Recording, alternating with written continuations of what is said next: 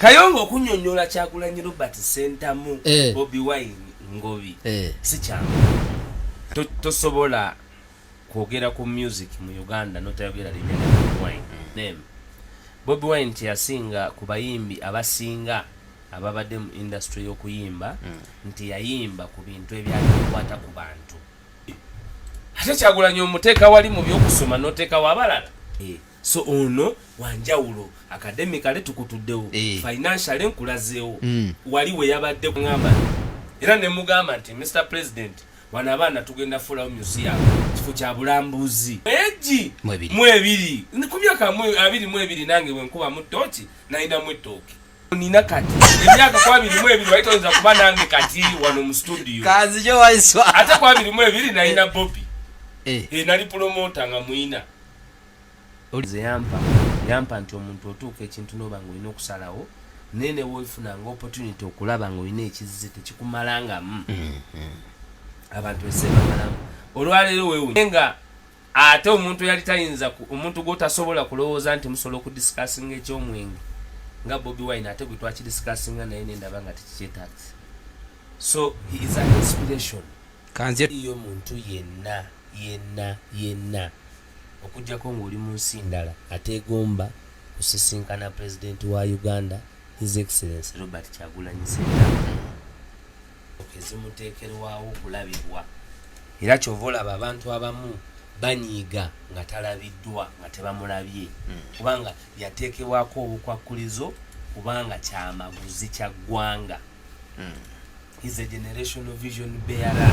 So si muntu nti oli bw'otambula gy'otambudde yonna kubanga batambula wonna bagenda simanyiwa naye nga abantu bagamba kimu Kyagulanyi Robert Sentamu mwana azaaliddwa wano bannayuganda be bamukuzizza si mupange bupangi muteeketeeke tokyasobola kukiza mabega kyova olaba ssente tezisobola kukiwangula bagula buli bwe balowooza nti yakikola. Abaffe bwe mukuba mu ttooki ng'ogasa abakulembeze ababaddewo abasinga obungi n'obatunulira bw'obatunulira abakulembeze abo ng'obakubyemu ttooki bakyasobola okuba ab'enkizo bakyasobola okuba ab'enkizi mu nsonga y'okununula nga tebalulunkana nga tebalulunkanira b'ennyama ate family abawansi kubanga Kyagulanyi yakugamba nti ye ebibye yabiropa mu kooti y'abantu. Kooti y'abantu yayitetegeeza nti tugambye tugenda kutemu abantu babatemule. Kooti y'abantu yali etegeeza nti babalamule okusinziira ku bikolwa byammwe mutya bwembanyigiriza yabadde mambuka nanga nti affe tuli ku Bobby twalonda Bobby yawangula kitaawo kwe tukyali nti oli yawangula kitaawo ffe kwe tukyali gwe tugamba ko ye nti ataata yamuwangula kituufu kakati nze nzija nze muto kobota temumuwadde kaganya nakola kintu kyonna gwoyinza okujja bamulimbalimba bapromota mozi bakulimbalimba bapromota abalina ki balina mundu na banka yaffe ya Uganda balina ebintu ebyo era nga byetulwana okununula byetwakwasa Kyagulanyi ebyo byennyini kwesooka ate yalooza bino bya busika era buli wabayogeraga my father Uganda ya my father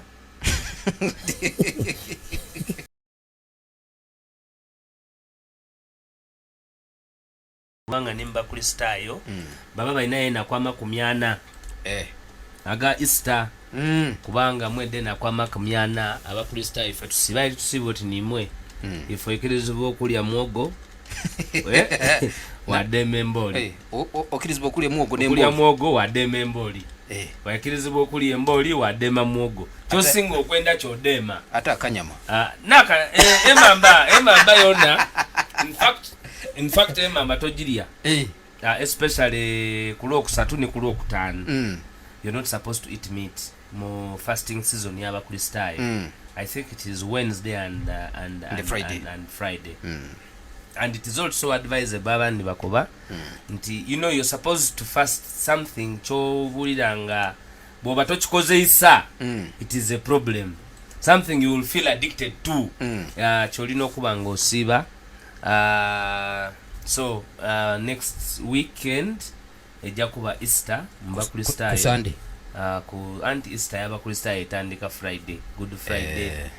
Yesu olwo ya abayayo bamugema bamukomerera memala ate ku Sunday yazuukira mu bafu okusinzira ku Bible.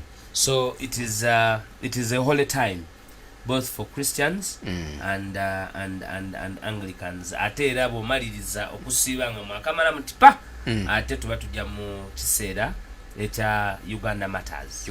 Kale wabona nga ndowooza tuli mu kiseera kya mwoyo,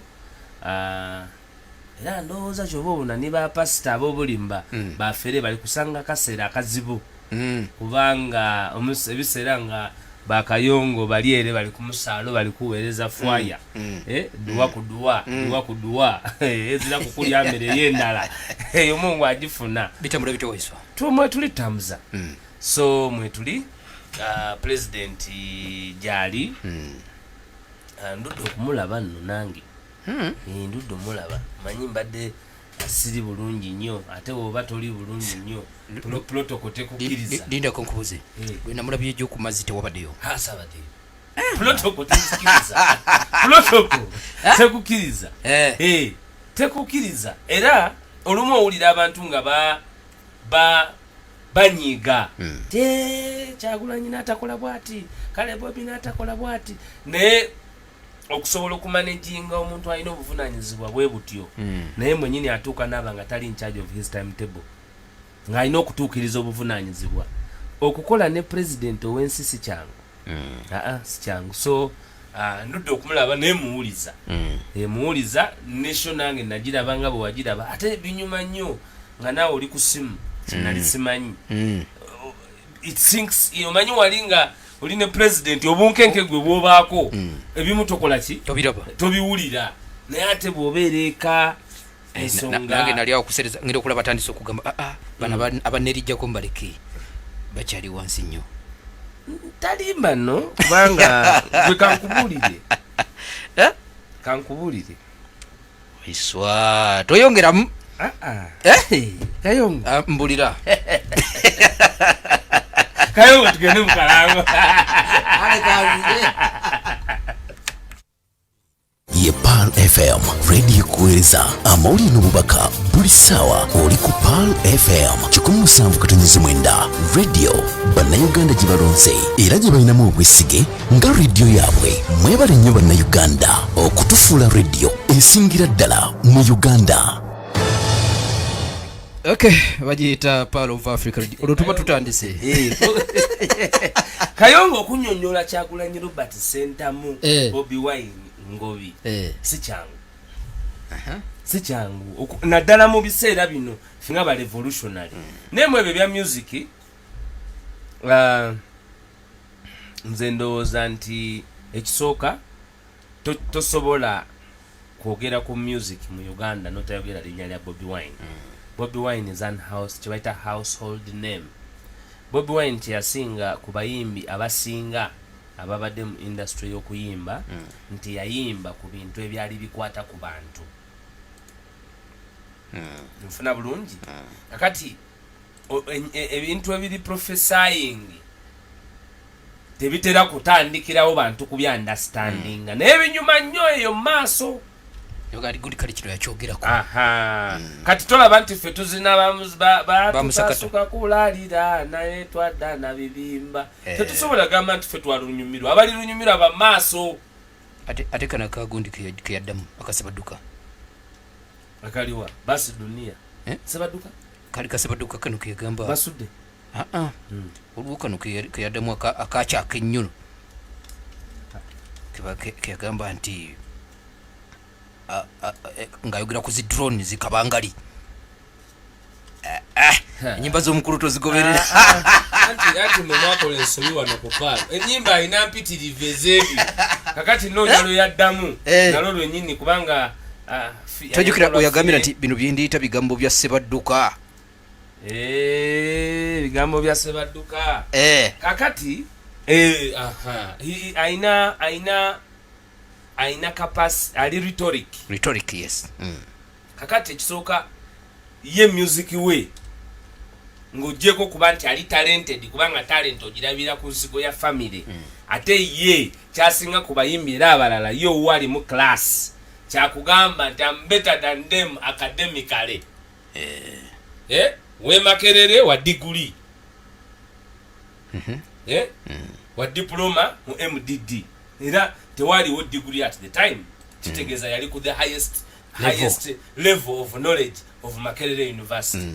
Ekyokubiri yakola mukaaga teyagatta bigatte nti asange university papulasi za kubajja ku nasa nti ate kati ngase ntuseeyo nange nabikola nga ye ate alina obusisira alina point abiri mu so bwagamba ebya ate Kyagulanyi omuteeka wali mu byokusoma n'oteeka wabalala nkubuulira ate bebe njagala njogere ku ono okusinga anti kati bwogamba nti tomuteeka ebyoli toteekawo balala nga ate ebyono tobimanyi kitegeeza babisanya ng'omanyi gye yafunira diguli oli aliwa oli bebe ffe twasemba okuwulira nti agenze mu busawo naye tonzijaayo eyo kyenjagadde okugamba financially era walabye awabadde interview kyova olaba baba bafa omanyi nti yatuula nakyemalira n'abuuza n'akuba emmeeza how did he get all that place how where were you where was Iso where was Giso where was Fiso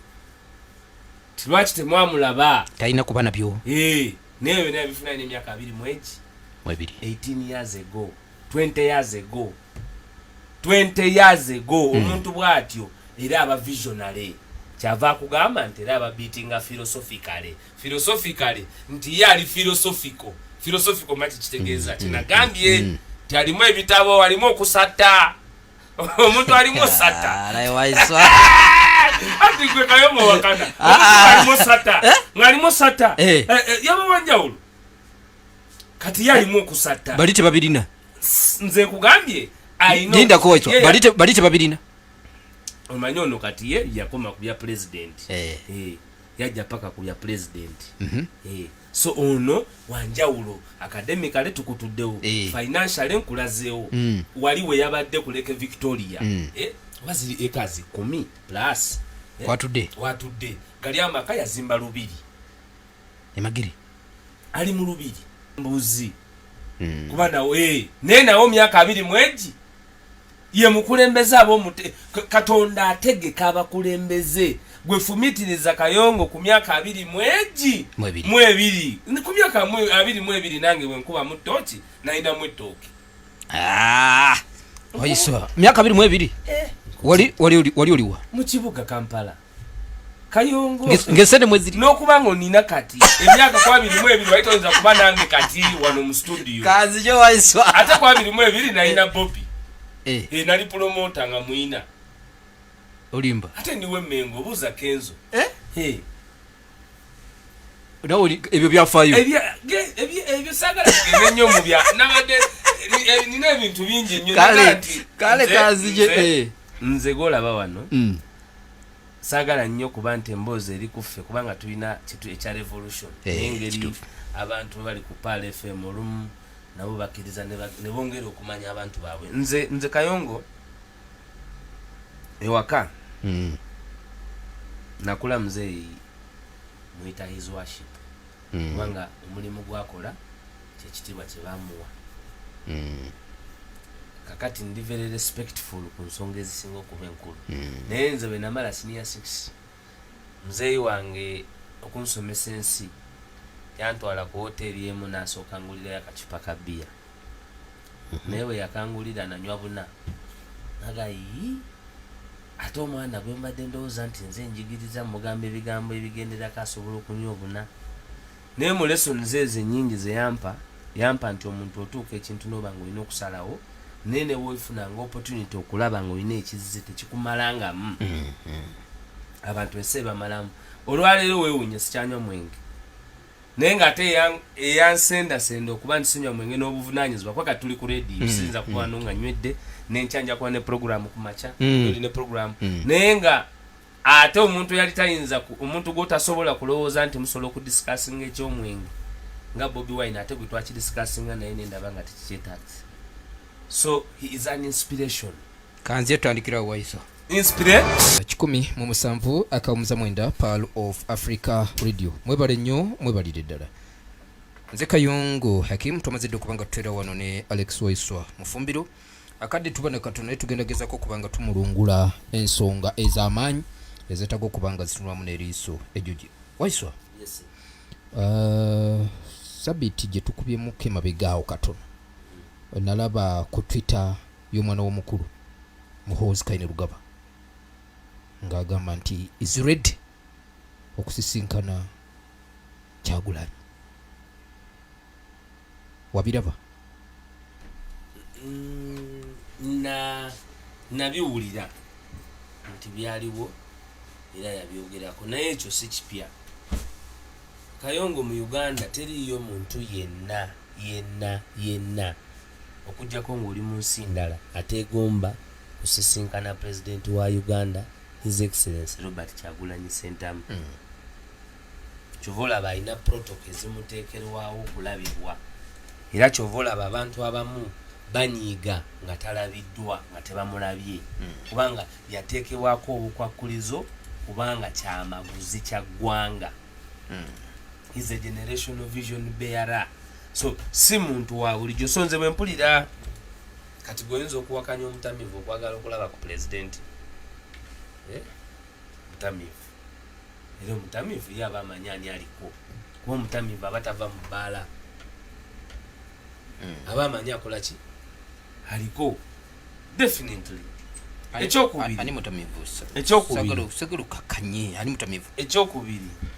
Ekyokubiri abawuliriza bamanyi omutamivu. Ekyokubiri njagala otegeere gundi program eno gira bidenti namwatulira era gwe twogerako bamutegedde kati gwe lwaki oyagala leka munnange kakati kyenjagadde omanyi nti oli bw'otambula gy'otambudde yonna kubanga batambula wonna bagenda simanyiwa naye nga abantu bagamba kiki kimu Kyagulanyi Robert Ssentamu. Kakati ffe bwe tugamba abantu bulijjo nti ono omwana azaaliddwa wano bannayuganda be bamukuzizza si mupange bupangi muteeketeeke ku kino kiri organic tokyasobola kukizza mabega kyova olaba ssente tezisobola kukiwangula bagula buli bwe balowooza nti yakikola no okuteekateeka omukulembeze kiba kya Bwakatonda kiba kya bwaki kiba kya Bwakatonda nti Katonda akeera ku makya n'ateekateeka omukulembeze okusinziira ku challenges eziriwo abaffe bwe mukuba mu tooki ng'ogasa abakulembeze ababaddewo abasinga obungi n'obatunuulira bw'obatunuulira abakulembeze abo ng'obakubyemu tooki bakyasobola okuba ab'enkizo bakyasobola okuba ab'enkizi mu nsonga y'okununula nga tebalulunkana nga tebalulunkanira binnyama. Are they formidable enough to stand the pedestal with the oppressed people? Kakati bali abeegomba abantu bali abawansi kubanga Kyagulanyi yakugamba nti ye ebibye yabiropa mu kooti y'abantu. Kooti y'abantu yayitetegeeza nti tugambye tugenda kutemu abantu babatemule. Kooti y'abantu yali etegeeza nti babalamule okusinziira ku bikolwa byammwe mutya bumbanyigiriza. Kakati agenda ne helikopita yabadde mambuka. Nanga ati ffe tuli ku Bobby. Twalonda Bobby yawangula kitaawo kwe tukyali. Toli yawangula kitaawo ffe kwe tukyali. Gwe tugamba.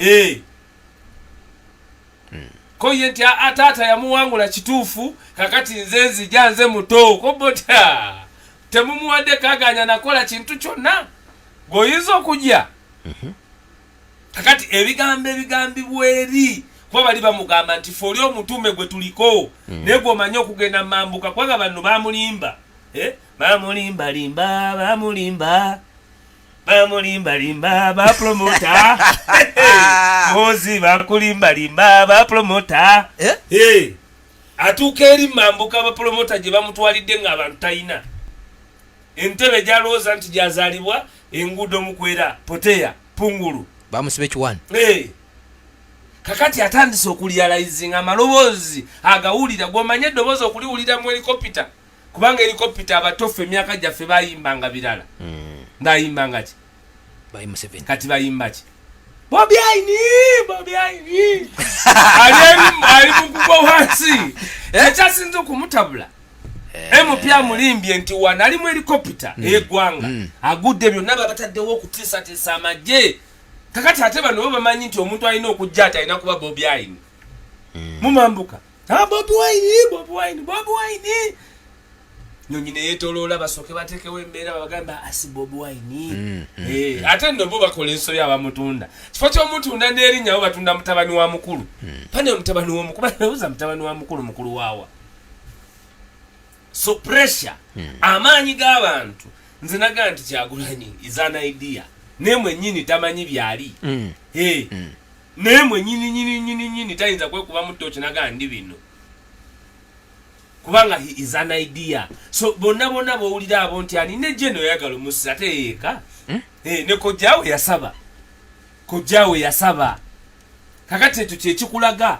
ayongedde okuswaza baliba ababadde aboogezi ba gavumenti ye n'abamukolera kubanga bavangayo Frank Gashumba baani nabagamba nti Bobi Wine abeera ne Muhoozi Bobi Wine abeera ne Museveni kati Muhoozi avuddeyo bimutudde mu kifuba azitowereddwa agambye eggwanga nti muzikirize nina kyenjagala okubuuza muzikirize koleki mulabe ng'ani akukiriza gwe mulaba nina kyenjagala okubuuza teri tolina mumusanga omusanga luli ng'alina amalaasi kati tokyasobola kuddamu musinga Muhoozi okutuuka obako buteeka ku Twitter nti ndi ready njagala kusinkana mwana yadde tasobola mukubira kasimu akayagawa protocol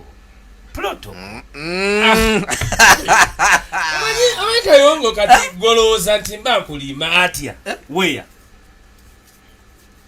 atya namukubira nti era mbadde nsoma obubaka mu Twitter unagamba nti ye ne Bobi Wine bankizo nnyo abantu amanyi g'abantu kuba yagendayo ne mundu yabayo na mundu kati oyo ng'omugyeko emundu aba ayinaki bw'omugyako emundu aba ayinaki Muhoozi original bweva mu ebyo bw'omugyako emundu aba ayinaki abalinaki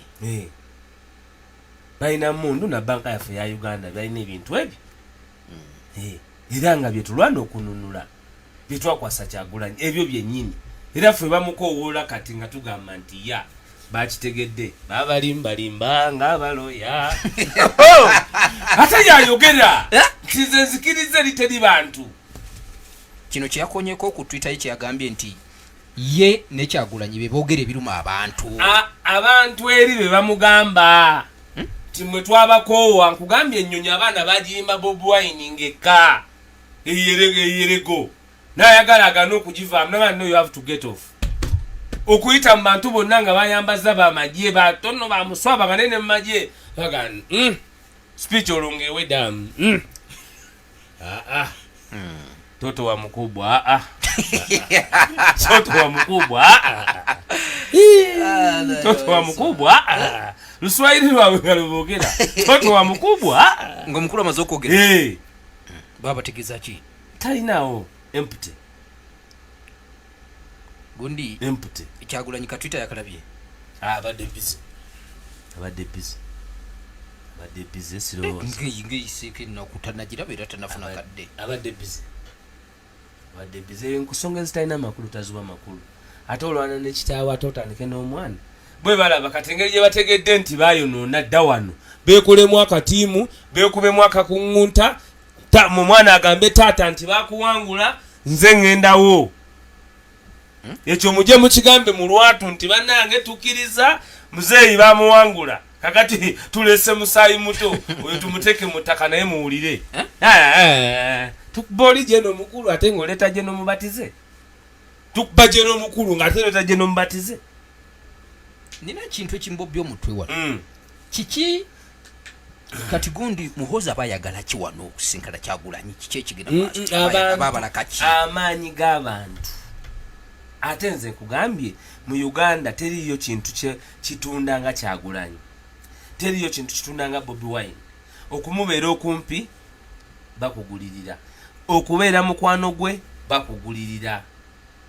Onfunye bulungi kasitoba nga gwe oli wa mutima munafu okuba around ebintu byayimiriddeko baba beetaaga gwe. Kati bano basooka ne basiga ekifaananyi nga bagamba abantu nti taliiwo, ne basiga ekifaananyi nti bino byali byakuyimba, ne basiga ekifaananyi nti ono yali wa bulijjo n'ebino byaddala. Ebyaddala bye bireeta balibareeta. A liberator is brought by reality. A liberator ampuliriza, omununuzi teyereeta, ali brought by reality.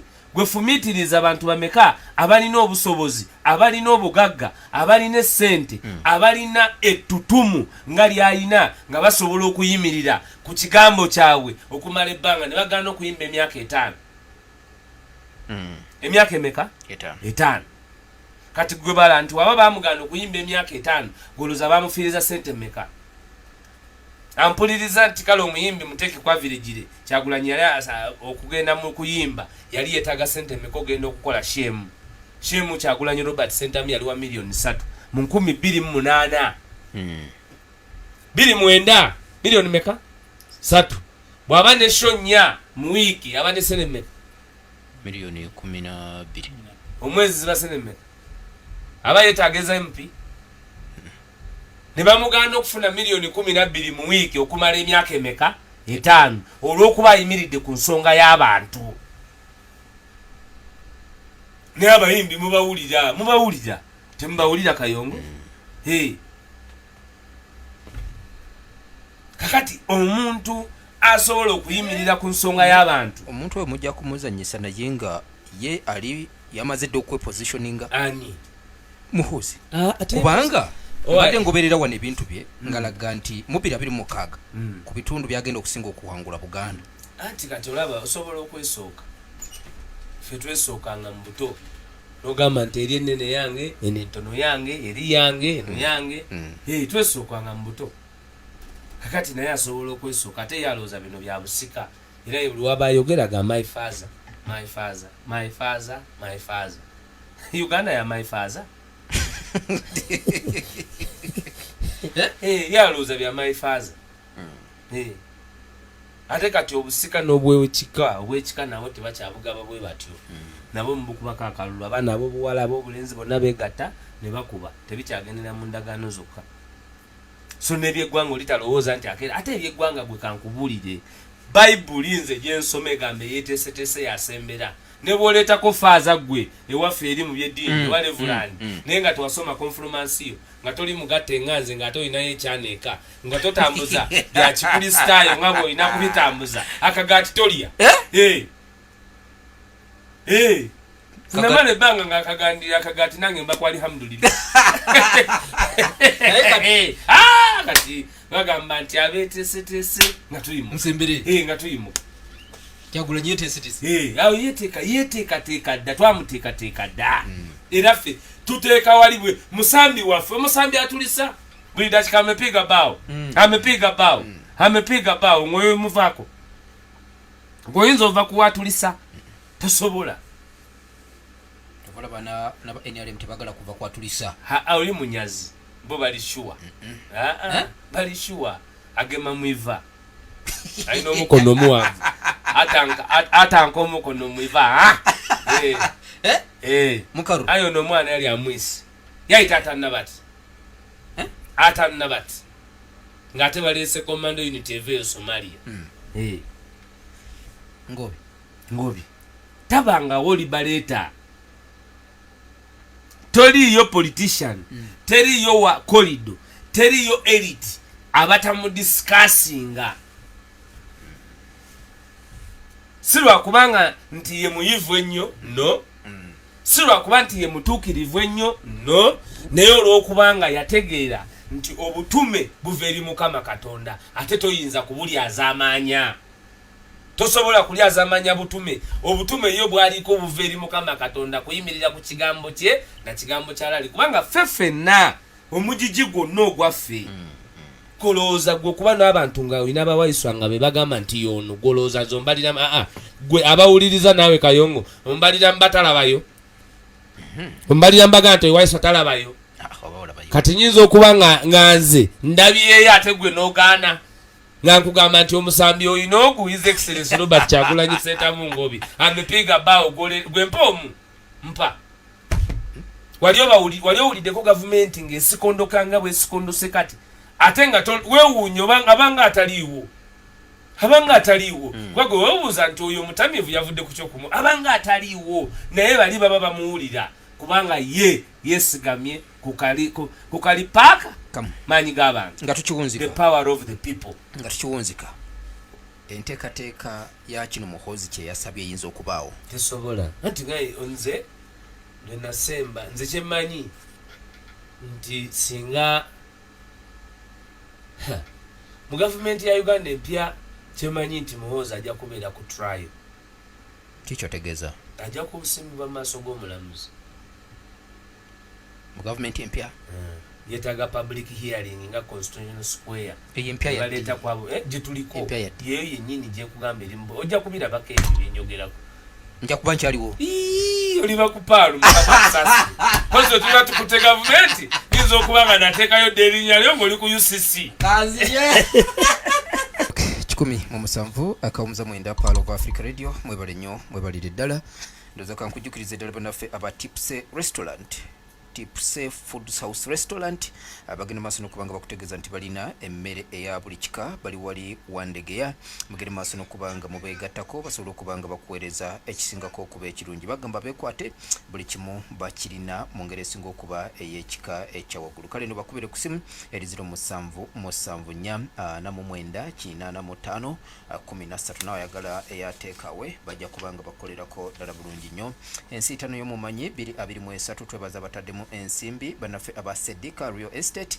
abo batuwadde ettaka ddamba tugenda okubanga tuwa omusiitaanya n'asinga mu banne bannaffe aba Tawakkal Tours and Travel batuwadde umura namba Tipse Foods mwebale nnyo batadde ssente mu nsiitaano okulaba ngaebeera ku mayengo ga Pal FM bannaffe aba Thraya Online Media nabo kye bakoze ekyamaanyi nnyo kyakusaako bannaffe aba Chapa General Enterprises batuwadde Prestige Margarine ekyo bakikoledde ddala bulungi nnyo tetuyinza kwerabira okwebaza omubaka wa Kampala Honorable Shamimu Malende yatuwadde akakadde kalamba eri omuwala yenna anaasinga mu banne naddala bali mu nsiitaano eno yagambye akawadde akakadde kakano ngenze maaso n'okubanga enkateekayo kale nno tubeebaliza ddala n'abaagala abalala okuteekamu ensimbi mwenna tubaaniriza wano ku Pearl of Africa Radio bano aba Mahadi Trading bakuleetedde ebikozesebwa bakuleetedde byeweetaaga mu mwezi guno ogwa Ramadan bagamba beekwate basobole okubanga bakutuusaako ekyo kyennyini kyowulira kyeweetaagira ddala bakugamba nti bakuleetedde chapatisi ez'omulembe bakolera chapatisi ez'omulembe n'ebirala ebigwa mu kkowa eryo gwe bagamba beekwatire ddala buli kibusobola okubanga kitambulira ddala bulungi nnyo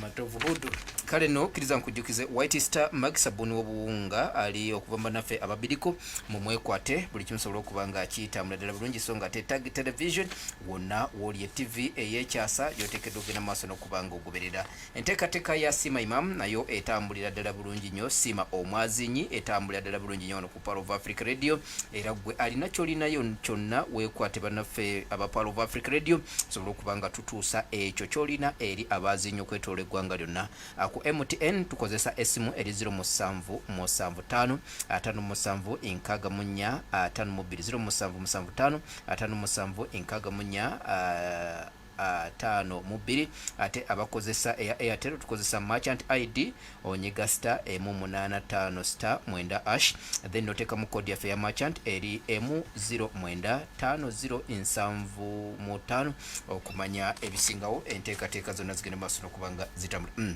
Waiswa Atwalabye abasajja bamwe leero bakomyewo era tubalabyeko wali mu lukiiko olukulu lw'eggwanga. Si kyekyoka Alan Sewanyana ne Alan Sewanyana Sako Muhammad Segirinya era twabalaba lubajja ku kitebe Kamwokya nga bazze okuholdinga press conference. Nalaba okusinziira ku bbugumu lya NUP n'enteekateeka gye muba nayo ku luno temwakijanjawaza bulungi. Ate nawe nakulengerawo naye ng'ogaddewo taddeko gaalubindi. Kiki ekyali kigenda maaso?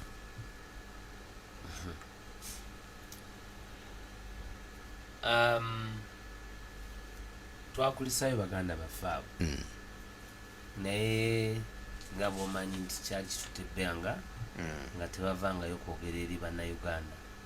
Olunaku olwo twalina puroguramu nnyingi zaali zitukakaatikako okukola, so ne tufuna omwaganya babyogerera awo naye nga bwe wawulira babinnyonnyola nange bwe nabiwulira.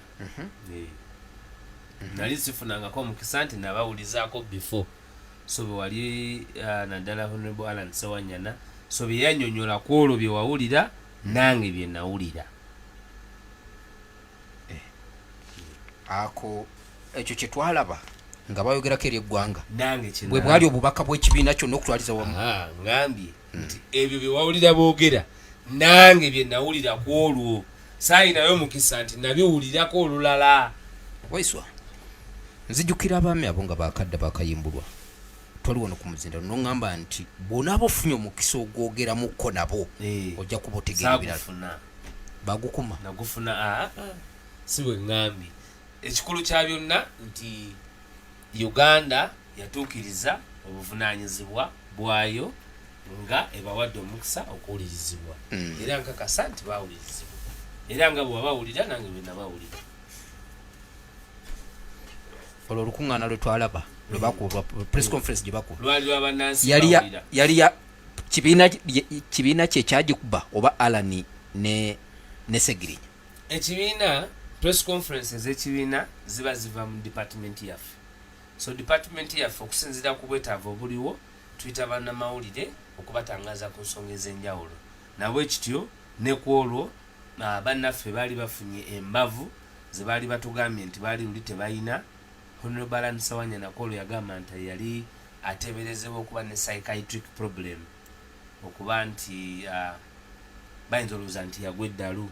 So bwe kityo n'aba nga yali yeetaaga okubaako mu private okusinziira nga bwe wabiwulira bwe yabinnyonnyola, bwe wabitegeera bwe nabitegeera Kayongo. Siri mwogezi waabwe, sijja kubaogerera nsonga ze batannyonnyola ng'omuntu gwe nga bwe babigamba bwe babitugamba ffenna naddala mu lukiiko lwa bannamawulire. Naye olwaleero kyamukisa mulungi bagenze mu palamenti. Obubaluma bwo butuusewa? Buluma bbo siyinza kuboogerera. Iye obulwadde is private. Obulwadde is a private arrangement. Toyinza kati it's private. Sina access eribo. Siyinza gamba nti na access eribo. Akantu ako kugamba nti sirina access olinga gamba nti oliko olugu tokkirizibwa kubalaba. Si kyekyo. Kikyotegeeza nti olika access. Tolina access. Obwokuba nti bayogera eri ensi bwatuukawo si kyo. Era ffe ne tubanga ogwaffe tugukoze. Ebigambo nga bwe babigamba nange bwe babiŋŋamba. Owulidde? Era ku olwo lwe nabimanya. Omanyi nze Honorable Alan Sewanyana tumanyiganye okumala ebbanga ate ye. Era lumu bwe bakwata His Excellency Robert Kyagulanyi ne bamuwambira eyo mu Arua, Honorable Alan Sewanyana twali tukomawo naye mu motoka. Era nsaba mujjukiza ebigambo bino. Honorable Alan Sewanyana nsaba obubaka buno bamubumpeere bumujjukize kuba bukulu nnyo mu kiseera kino. Bwe twali tuva mu Aru eggulu kooti nga tuli mu motoka nze Senyange Honorable Ibrahim Kasozi ne Alan Sewanyana, twalina okukayana okwenjawulo. Era Honorable Alan Sewanyana mu nteebereza ebiseera ebyo walowooza nti His Excellency Robert Kyagulanyi oluvannyuma lw'okubonyaabonyezebwa n'ogezaako okuttibwa mu Arua yali alinnye ku minzaani ey'okugezesebwa oba asobola okusigala ku mulamwa ogw'okununula bannayuganda. Mumanyi bulungi nti yawona kuttibwa, mumanyi bulungi nnyo bwe yali afaanana eggulu, wali mbaka wa paalamenti, wali munne ebiseera ebyo, era omanyi obulamu bwe gye bwakoma. Ojjukira nti mu mmotoka omwo mwalimu n'abaali bateesa nti ogiveemu olw'okuba wali olesa ekirowoozo nti ayinza obutamalaako. Olwaleero Honorable Nsewanyana His Excellency Robert Kyagulanyi Ssentamu yamalako era akyali mu byaddala. Njagadde nkujjukiza obubaka obwo olwaleero. Era eyo pulogulaamu ku nsonga kwabo ngikomezaawo tudde ku pulogulaamu endala. Nina kenkyakubuuza era kweyo ensonga Kayongo tosima. Eno pulogulaamu namwatulira twogera omulundi gumu mu wiiki. Omuwulira gana tosima. Omuwulira gana tosima. Omuwulira gana tosima. Abawuliriza muwulirize nnyo omwana oyo Mr. Bean ate era mumusabire bagane mutuusaako bulabe. Kuba bapasita abafere ennaku zino bangi naye muwulirize nnyo omwana oyo Mr. Bean. Pulogulaamu ye ebeera ku bazonto nga kyaziwasa abazonto. Ebigambo bye baayogera ku olwo olunaku nga bwe wabiwulira bwe nabiwulira. Nga bwe nabiwulira nawe bwe wabiwulira. Ekibiina kibi owuninga. Leka naawe ffe tukulabira ku bikolwa byo ate era tusobola bi owuninga bigambo byabwe. Ebigambo eby'omuntu biba bibye. Nange bwe nzija ne njogera ebyange biba byange. Eryo nange ne njogera. Tolina luŋŋamba nti kati buno bubaka. Eryo luŋŋande nga kati buno bubaka. Akati tewali bubaka. Eyo yali ennyinnyonnyola y'abantu baffe abali babadde mu busibe bwa Nakyemalira Yoweri Kaguta Museveni. Tweyanza nnyo tweyanzege. Kayongo tosima nnyo. Sigenda kusima eyo nvuddeyo. Ne galubindi kolo zakunyumira naye tutira ziteeka ku press conference. Nali nva ku lunaku olwali lwakukungubaga olunaku olwo nze nalina pulogulaamu yakungubagira omugenzi Anthony Wameri. So eyo pulogulaamu yange naye sinza kugisazaamu ate His Excellency yali agenda Gomba naye baamala kusinkana Secretary General nga tanadduka ku General Court Martial. Secretariat ebeera busy, very extremely busy. Naye ate twali tetuyinza kulinza bannayuganda kuwulira ekiva eri baganda baffe. Oba ntegedde bulungi. Era leero tubadde nabo ku parliament. Era Alani agambye obulamu bwe tebuli mu mbeera nnungi. Singa kinaba kijulidde ekibiina kisobola okukola enteekateeka ezongerayo Alani okufuna obujjanjabi. Abakapa paalamenti embeera ekolebwako ebiseera ebisinga ekolebwako paalamenti tekolebwako kibiina kyaffe. Ekibiina tekigiba mu mukono. Tekirina busobozi obwo ate kiba kibugyewa. Okuggyako njagala okwebaza abantu baffe bonna abayambyeko mu kulaba nti Honorable Byarugaba Jajja Nup atuuka mu kibuga kya Amerika okwongera okujjanjabwa obulwadde obadde bumubala embirizi okumala akaseera kawanvu. Njagala okusookera okuyozaayoza amazaalibwa ga muganda wange David Musiri. Nkumatira nnyo yakulira institutions ewaffe muvubuka wa nkizo nnyo okulaba nti universities ezo zonna zigenda ziwangula. Njagala okuteeka eddoboozi lyange nti bannange tukyalina aba political prisoners bataddeko bana naye abantu nga Gaddafi tetuddangamu kumuwuliza kimufaako. Ate njagala okusaba mwena abawuliriza nti olunaku olw'enkya ffenna abasobola naddala mwena abawuliza Pal FM tukeere tujjukire muganda waffe Bobby Young ali mu nkomyo mu General Court Martial ate nga ffenna tamanyi musango. So olunaku olw'enkya mwena abawuliza Pal FM nsaba tulwe muganda waffe Bobby Young. Nsaba olunaku olw'enkya tulwe muganda waffe Bobby Young kubanga ali mukomera nga talina musango nga ate n'abo abandibadde basobola okuvayo okumulwanirira be yali amatire ennyo oluusi basaayo gwa nagamba. Kati ffenna nga bannayuganda tuveeyo tuyimirire omwana oyo kubanga wakati mu kugezesebwa wakati mu kumanyibwa okw'amaanyi talyanga mu nsi yerukwe ayimiridde ku mazima banaye enkya nkakasa ffenna tukolere wamu tumulage okwagala muganda waffe oyo Bobby Young. Waiswa alternative budget yasomeddwa mu parliament. Byabadde bya mpuuga yabadde akikulembeddemu. Wagitunuliddemuko.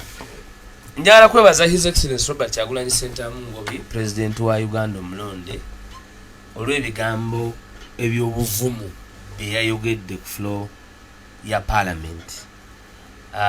Nalaga nti ebintu bingi nnyo ebyandibadde bikolebwa mu Uganda olwaleero, naye olw'okubanga tukulemberwa abantu abatamanyi, abantu abali corrupt, n'olwaleero akyogeddeko omuntu akinkiriza abali b'enguzi, tetusobola kurealizinga gwanga lyetwetaaga.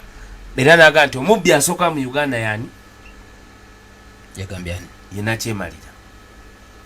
Mu bigambo bya Kyagulanyi omubbi asooka yena kyemalira Yoweri Kaguta Museveni.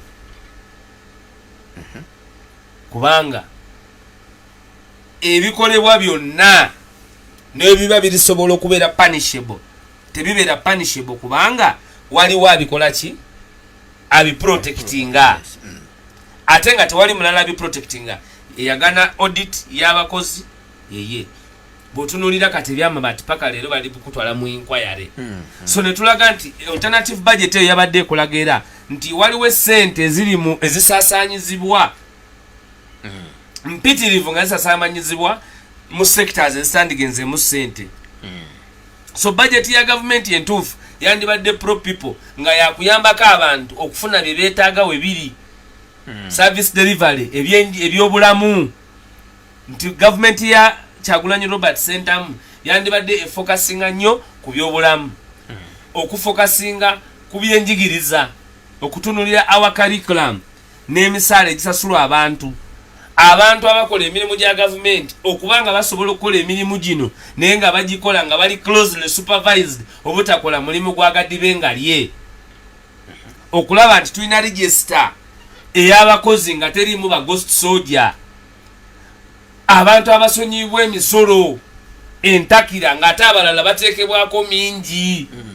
Government ekozesa omusolo ogusuka mu 7.8 trillion. Budget ya State House, the administration budget ng'erina okutukendezebwa. So mwabaddemu enkola eyandibadde eya government entuufu. Naye njagala nkulaga nti walina manifesto ya National Unity Platform eya His Excellency Robert Kyagulanyi Ssentamu. Mwena gye nabagamba mu Uganda tekyasookerwako kwe kulaba nti Kampala Metropolitan across 50 kilometers outside Kampala nti wonna wali covered by tarmac. Eba budget mbi kitegeeza buli muntu aba agaggawadde wakaawe. Fumitirizamu kayongo simanyi oba osulanga bwensula nga woova tewakyali wattaka nga kolansi ku mummotoka. Naye Kampala olwaleero ettaka liri nga ava mu kyalo. Mu abantu balina ebikomera bagagga nnyo munda, naye olufuluma ebweru obwavu ne butandika obwa gavumenti. Gavumenti yaffe egenda kuba ngagga okusinga abantu, nti omuntu teyeetaagenga kuba na butitimbe bwa ssente okufuna obujjanjabi. There must be a policy. Ate ebyo twogerako biri benchmarked by many centers. Nyala nkuwulire ndowooza ali 2013 twafuna challenge eziwano nga gavumenti, twafuna obuzibu obw'amaanyi, naye bwe tufuna obuzibu obwo ffenna nga tufunye accident ku Masaka Road,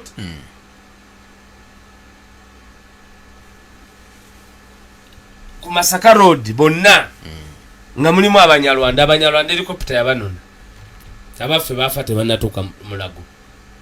byali luddawo ebyo Masaka Road, I think 2013 basi yafuna accident ng'eva Rwanda, temujjukira? Abe Rwanda helicopter ne zibanona kubanga balina health insurance policy. Kakati bino ebintu bisoboka, n'ebisoboka ku mujiji ogwa Kyagulanyi, bisoboka mu kukolebwa nga abakulembera muntu wa bwongo obwa 21st century. Oli kuntegera bukalamu? nkutegeera bukalamu. Ontegera bukalamu? Bukalamu. Tuko kwa pamoja. Tuko pamoja sana. Kakati ekyo kyennyini ekyo eno ye program n'amatu abagijjawa banaye tukomyawo wasalawo waliwo kenjagala okubuuza. Twali wano nga tugoberera ensonga ezaali zigenze mu kakiiko kemwalimu ati akaali kateekebwawo ekibiina okunoonyereza ku mivuyo egyali mu Busoga. Nembigoberera ne ndaba nti akasiiko katuka ne kasalawo eggoyi era likalagira abakulu okwetonda abali mu saka eyo. Bonna beetonda. Ensonga ezo kyenkakasa nti beetonda betonda ate tetwanditambudde nga tebetonda kakasa nti betonda tekyali kusika muguwa nga bwe nagamba ntwali mu kutereeza nakutereeza lufungo tuddemu tutambule ku speedi ate etabangawo era nkakasa ogenda kugiraba kati ekintu kitambula bukalamu ebusoga tutambuza webaza byebusoga mu nendabana abasoga mwena abali kuwuliriza rediyo neŋŋanzi Pal FM mutatola ng'okwo kalimi anti buli lwakubiri tuba kuno kwene nenda okubalamusa n'okubendeza sekukulu enkalamu ndidi nti tubaire n'ebizibu kamaala mukwano gwange Nakato Kawuda yafiire omwana yali kampeyina wange kitalo ino kitalo irala ye Waiswa abantu bamwe bebatadde olwaleero ate ne baddamu ne babagulako emisango emirala obigoberedde nsembye okuyingira wano mu studio nga njogedde ne secretary general ng'agezaako okulaba nti ensonga eyeggwa sifunye feedback naye tubadde tugezaako okumalawo eggoye eryo okulaba nti tebaddamu kubasigaza so ekyo tujja kukiwako formal statement naddala nga amaze okuva wano siyinza kuwa kyankomeredde okay tumire omukyala ntumire omukyala idiskatending tumidde nnyo budde bwakinyika gobe naye emirimu olusoga alumanya okulukoba alwidde bukalamu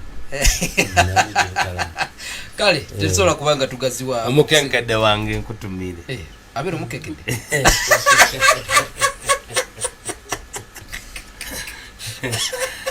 Assalamu alaikum warahmatullahi wabarakatuh. Wa alaikum salam warahmatullahi wabarakatuh. Tesobola kubanga tugaziwa okusinga kwano programu namwatulira erunaku olwaleero wetugiwunzise nze Kayongo Hakim mbadde ne Alex Waiswa Mufumbiro. Assalamu alaikum warahmatullahi wabarakatuh. Wa alaikum salam warahmatullahi